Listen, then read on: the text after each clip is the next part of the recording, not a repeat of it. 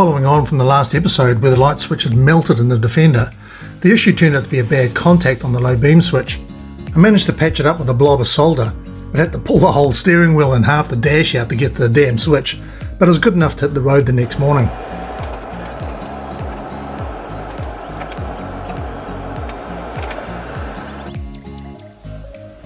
My plan was to leave Auckland first thing Saturday morning, drive through the centre of the North Island to Wellington, and catch the late night ferry across to Picton.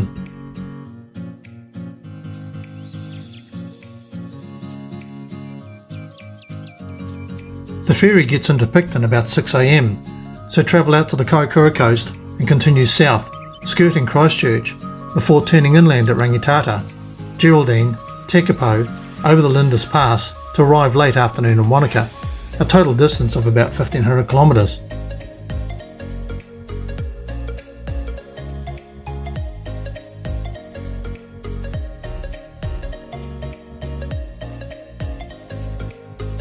One of my favourite views on a glorious evening drive down State Highway 1, just coming into Pukeroa Bay just north of Wellington.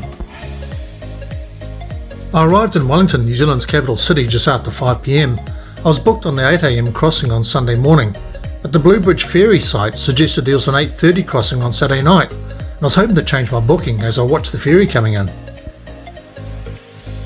Turned out the 8:30 crossing had been cancelled, but I was able to get on the 2 AM crossing, so effectively saving quite a bit of time that would get me back on schedule. I now had 8 hours to kill, so I decided to go for a walk and leave the Defender at the ferry terminal. It was a stunning Saturday night and also happened to be Cuba Duba night, so lots of street food and a great party atmosphere, which was kind of weird coming from Auckland, where nearly everyone was still wearing face masks.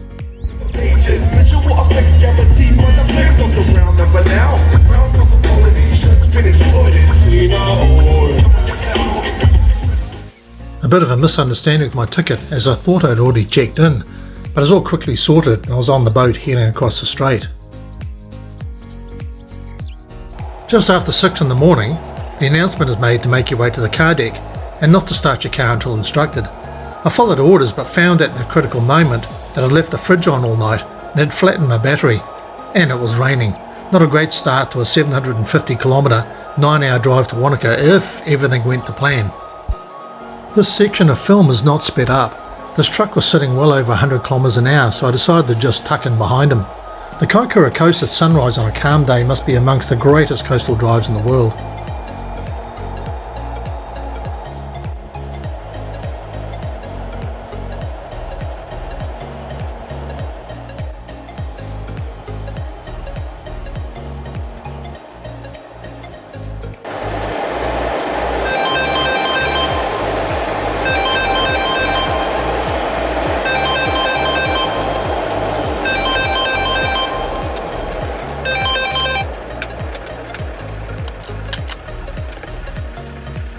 Great.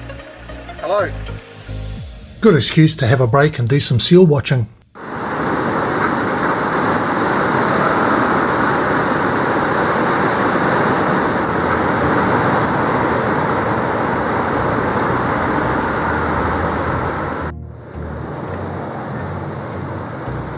I drove this coast road back in 2005 with my oldest daughter Angela.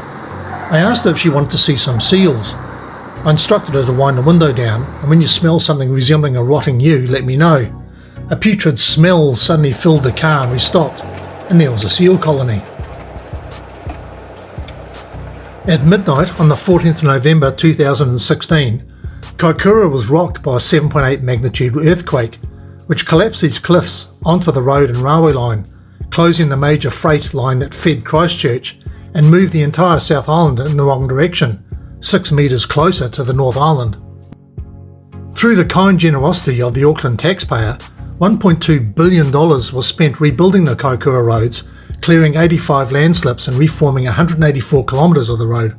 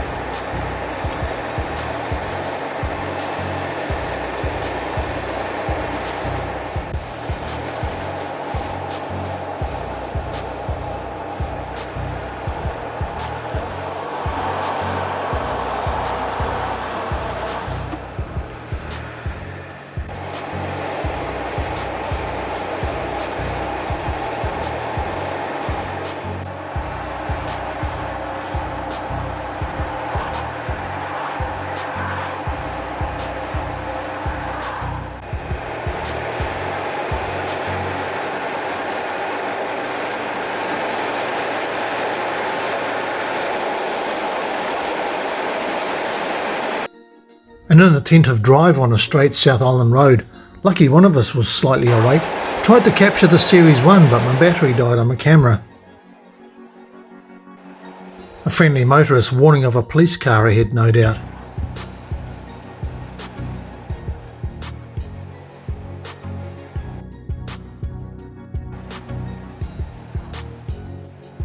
And there he is.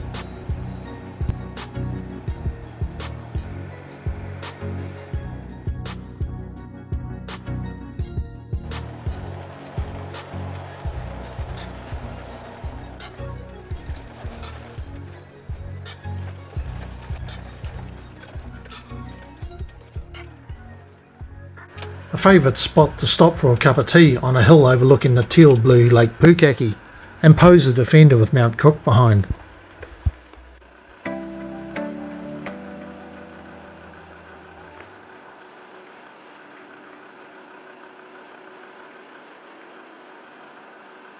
I took this long distance selfie with a pretend cup of tea in my hand. I say pretend because the locals were just a bit too friendly.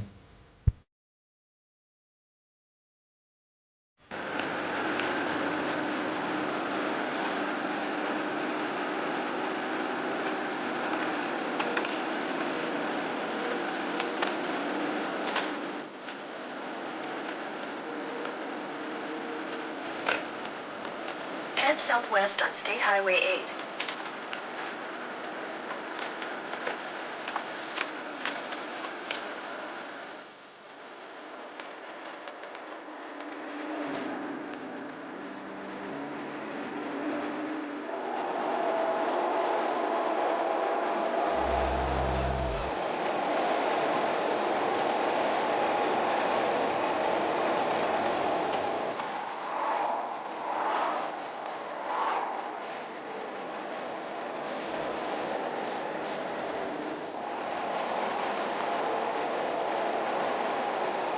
I arrived at Wanaka about 5 p.m, checked into my motel and was offered a meal at Rod and Ann Corbett's place, which was gratefully accepted before getting a reasonably early night after 35 hours on the road.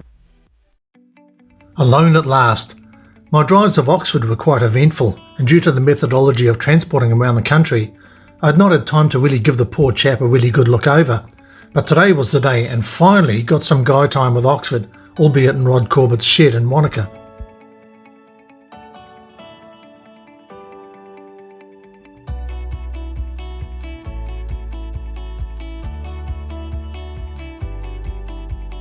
What a dream come true to have the privilege of working on the most famous Land Rover in the world. I sorted out the heavy steering, topped up all the fluids, stripped the brakes to find a seized wheel cylinder, and finally cured those squealing brakes. I reset the timing and then Oxford and I went for a curbside crawl down to Wanaka's waterfront for a quick photo session in the dark. Wanaka wasn't a hive of activity by the time I got back to the motel just after 9 p.m, after a full day of pulling Oxford to bits. I shot down the road and managed to find a pub open for a quick burger and a pint. Registration Day. Today was the day we get to see the fruits of our work over the past 12 months. Will we get the support from the Land Rover community we had hoped for? Yeah, mate. Hell yeah, in spades. Rod had negotiated with Alan Dippy to utilise his tractor shed number 2 for the Land-Rover Rally registrations. Since last Saturday, the crew of sheddies have been emptying tractor shed number 1 of some of Alan's tractor collection. The size and scale of this collection really has to be seen to be believed, remembering this is a week before the show commencing on the following Saturday.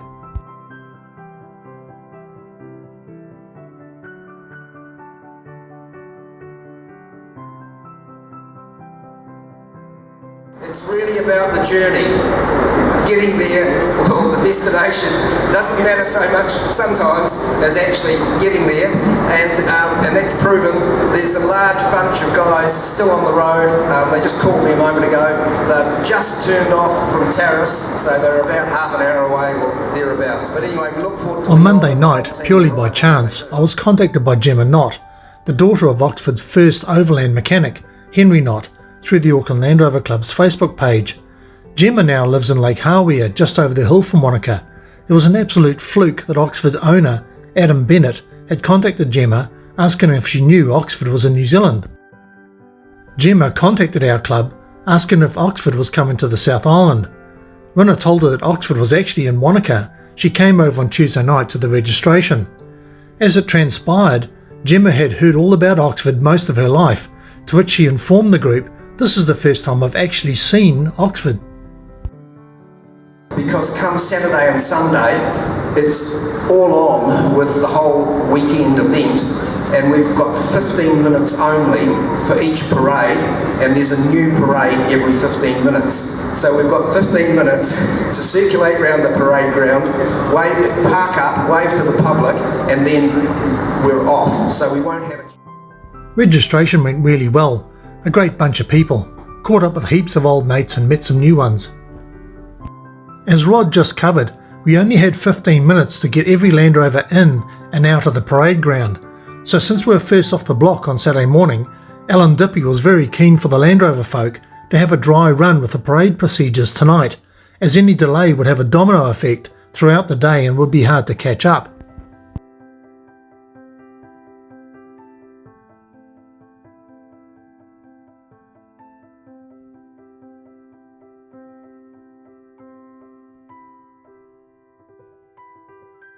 The biggest jam was just getting out of the shed, but once lined up the actual practice went surprisingly well and afforded us the chance to grab some great photographs from the adjacent hill. By the time we got back to the shed, the Wanaka Lions Club had set up a barbecue caravan just outside to serve up some great tucker, but I had to shoot over to Queenstown to pick up my wife from the airport to bring her back over to Wanaka for the night. Today was the first of 3 trips Rod and Ann Corbett had organised for the OXFORD Land-Rover Rally based in and around Wanaka. Meeting time was at 9:45 a.m. at the top car park of the snow farm near the turn-off to Kaikoura ski field. The instructions stated to allow for 50 minutes from Wanaka, so my wife and I aimed to be leaving at about 8:30 to be there in plenty of time. I picked up my wife from Queenstown the previous night, following her flight from Auckland, and we called into the supermarket at Wanaka to get some groceries for lunches for the next couple of days, so it was a late night. My wife and I had only just sat down with some breakfast just after 7 a.m. when the phone goes. It's Rod. "I've got some passengers for you today, so we'll meet you outside the Wanaka police station at 7:50. Gagged breakfast down, showered, made lunch and out the door by 7:50, so we were late.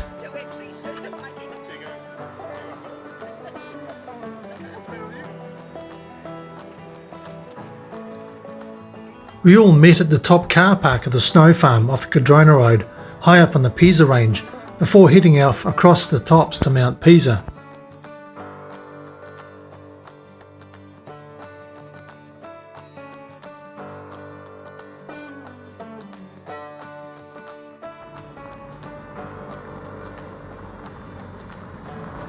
All of the vehicles were checked off against our list of attendees and recorded to ensure that no one was left behind on the mountain at the end of the day.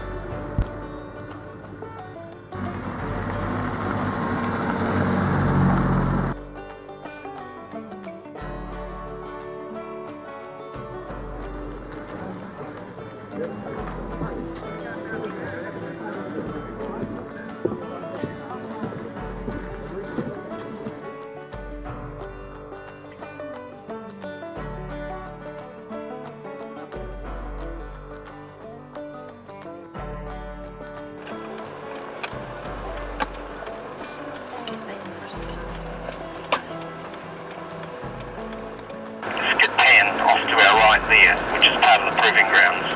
Over.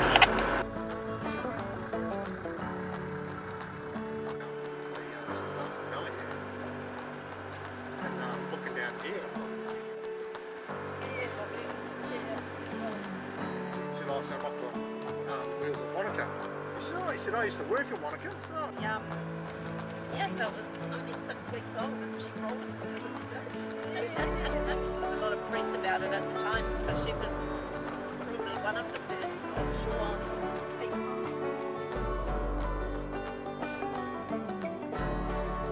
they actually go and try and get access to them. They went, apparently they went to a lot of effort to fence things.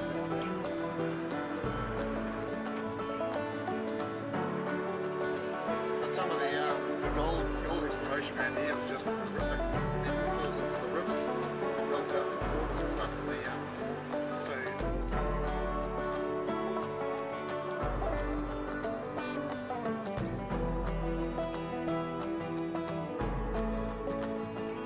see up in that walking there, follow that up, actually comes out onto the Yarra River, which is where here's some prospecting.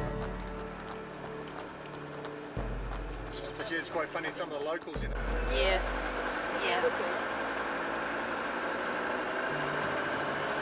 Water better slow down, we could be out of here by lunchtime. Yeah, for those that are just coming over the hill there, that's Poodle Den Hut down on your right hand side. There's a vehicle parked at it at the moment, over.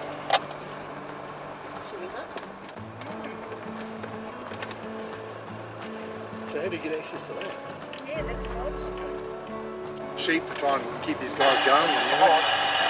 I mean the conditions in the winter are just Thank you, Russell, over.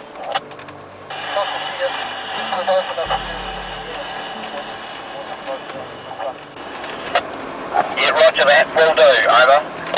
Thank you, over. Yeah, I couldn't hear either. Rod's probably got a big aerial on the front of his vehicle, so... Say again, over. What are you giving me, the PLB? No, I'm just holding it up so we can hear. It's a PLB, love. Oh, right. Call me, over. If you hit the button on the side, we'll have a helicopter here in about 20 minutes. So if you hold that up... All right. That's my vlog for the day, okay? Yeah, I'll take that one.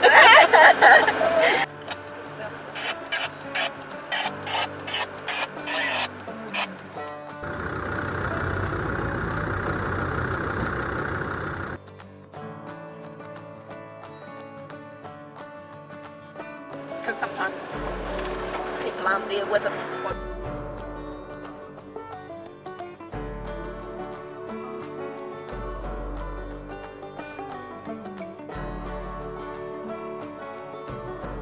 The Land-Rover man is used to driving them, is he? Yeah, that's all he's had, but we've got the Fender, okay. That's...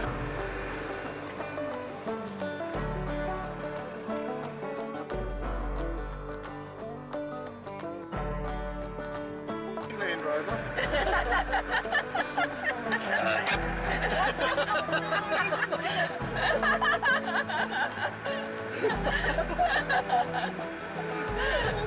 Try again.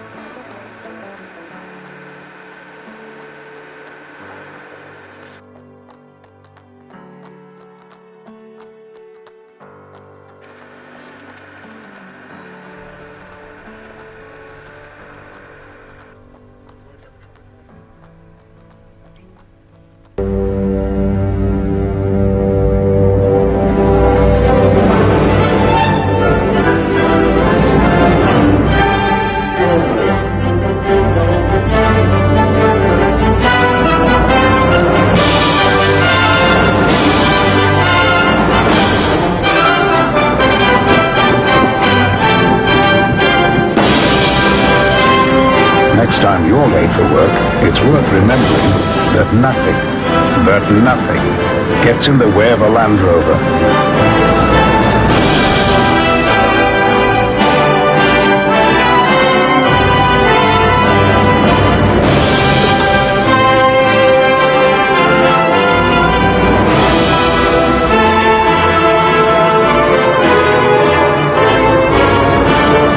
The best 4x4 by far.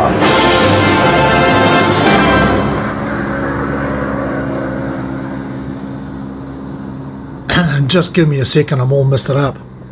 Although very cold with only a slight breeze for this time of year, we're exceptionally lucky with the weather.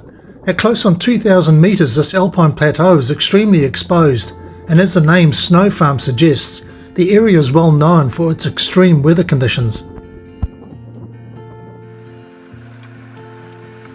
They drove down from Auckland in little series 1. Oh, Yeah, Peter. Peter. Yeah. That'd be a long trip. Come, yeah, she. I never met him. The mountain ranges in central Otago are unusual, being quite flat once the elevation is gained, With the extremely low temperatures and high winds that rip across the area, only the hardest of the stone survives, and so creates these massive stone tors or pillars, while the softer rock and soil is simply blown off the tops. Door frame so I don't get bruises hacked off with it. Oh, the baby's probably crying. Daddy's been right up the gypsy in the rain.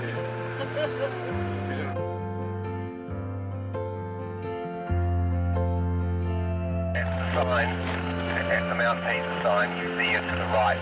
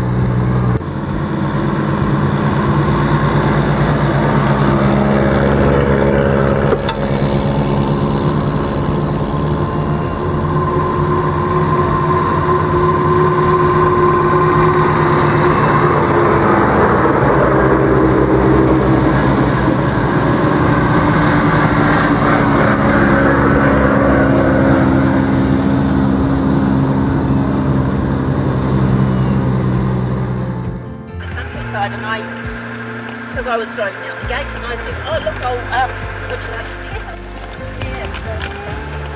Yeah, Rod wanted us up the front because he was worried about you missing your family. Should keep you all together. Yeah, I'm sure they're going to be absolutely gutted. They're split up. Follow off after them.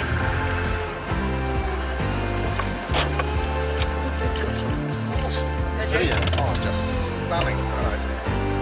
Oh, this is Peter. Yeah, it's been right. Yes, yes, those stuff come from Auckland.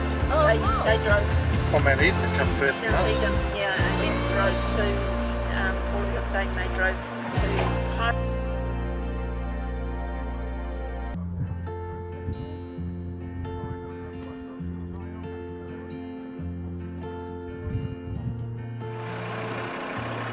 We don't really want that in front of us, do we?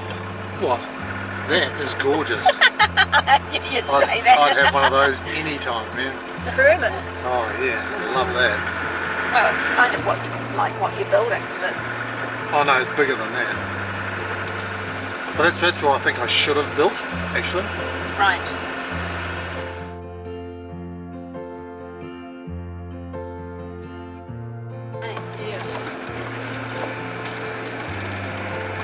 See the steam coming out of Peter's vehicle. Yeah. Did they fix that? Yes.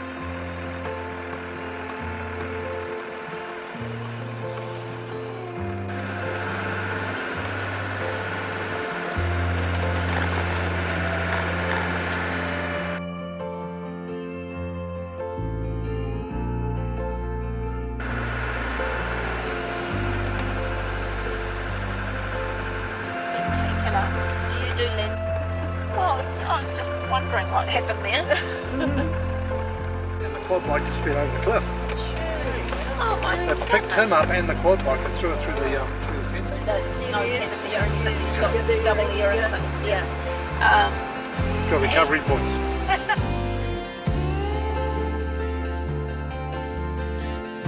On that trip, and a wind gust came over the hill, over the top of the hill. Because I actually ran a prize draw on my Facebook page that I'd would actually win the prize of 2 D-shaped lenses. And Actual really old ones. Yeah, that's it. There's another cut off for that.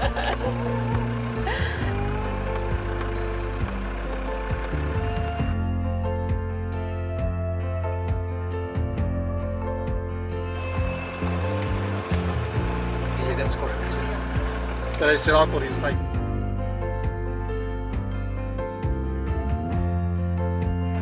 sluice trench, isn't it? It's for a sluice gun. See the Yeah. yeah, it's an actual Sluice channel. yeah. So they run that all over the hillsides, and it's got to be an exact level all the way down the hill, and then they run it to a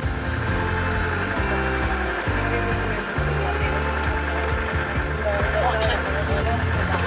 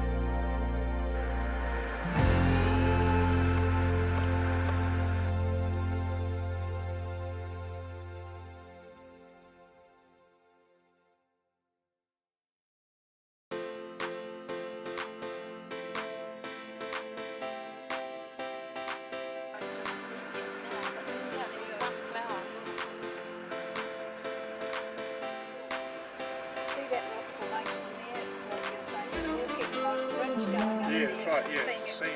Yeah.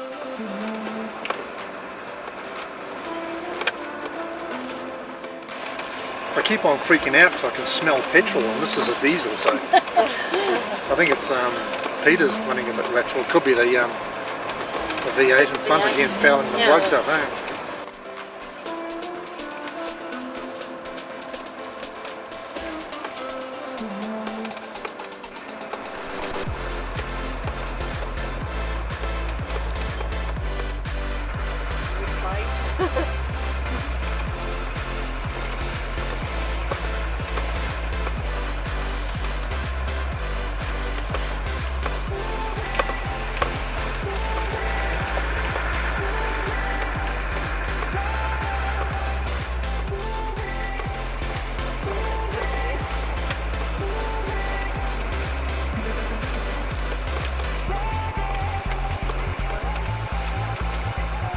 One trip back from Wanaka a couple of weeks ago, and That's wild Spaniard. it's isn't wild it? Spaniard, yeah, nasty piece of work, yeah. It's not. Yeah. Yeah, it's not. Nasty. It's not. Yeah. Yeah. You see the spikes on it there? Yeah. Yeah. We travelled some distance south along the Pisa Range, which was used for the first Land Rover Discovery commercial back in the 1980s, prior to the release of the original Discovery 1, before descending down to Lowburn by Lake Dunstan just north of Cromwell. A full drive trip, and it showed us the biggest digger in Australasia. It's a big actual digger, you know, bucket digger. You got to admit, I reckon the creeper gear on this is better than Series 1 actually.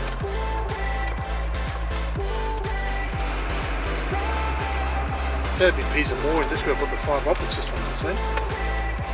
It's Pisa Moorings here.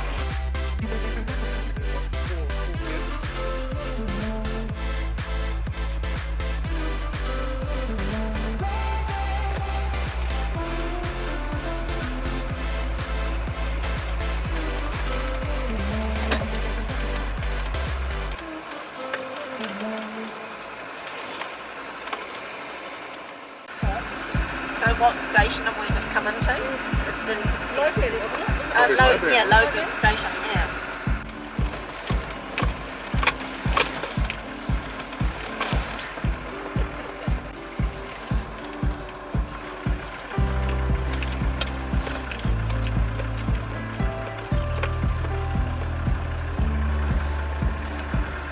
It's going in around there, it's incredible. It's going all the way out to Bannockburn now. We drive around all the time.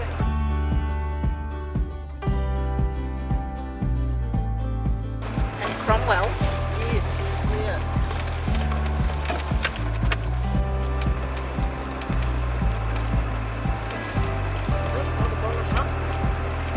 This guy floating down the river one time, I don't know what to do with it.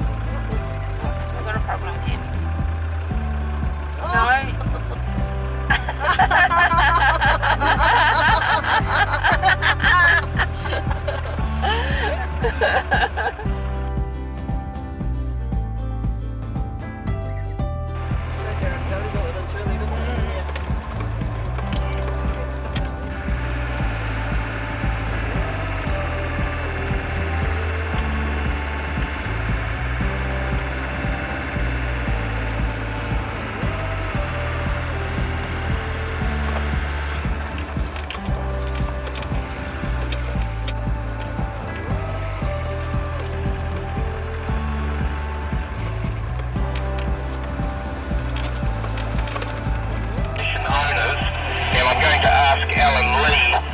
lead the group down to Lowburn Hall. If you want backup reserves, for example, Kaikoura and perhaps Merv, to wait just down here on the flat in case you need a hand over. It will be up to them. I think we could do possibly with some more brake fluid to see if we can bleed all this out for this guy.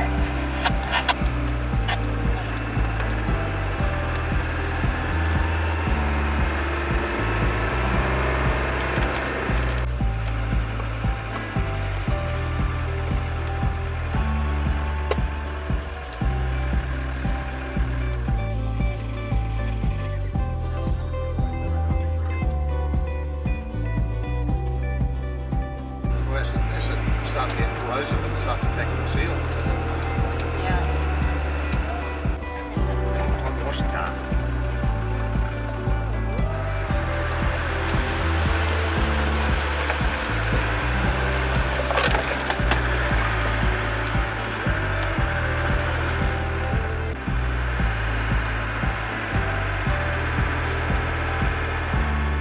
From Lowburn by Lake Dunstan, we made our way back to Wanaka for the night.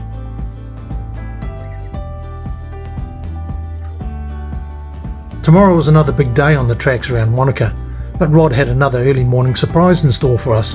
We were driving Oxford over Grandview Station.